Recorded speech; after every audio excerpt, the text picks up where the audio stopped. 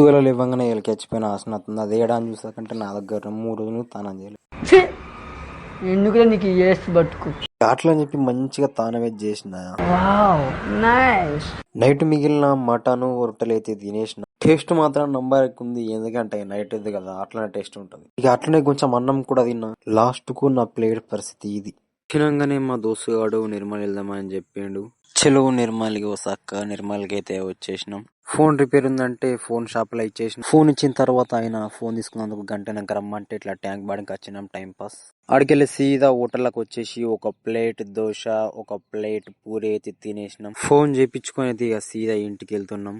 ఎల్లంగి ఇక్కడ సోడా కనిపిస్తే మంచుకో సోడా అయితే తాగేసినాం.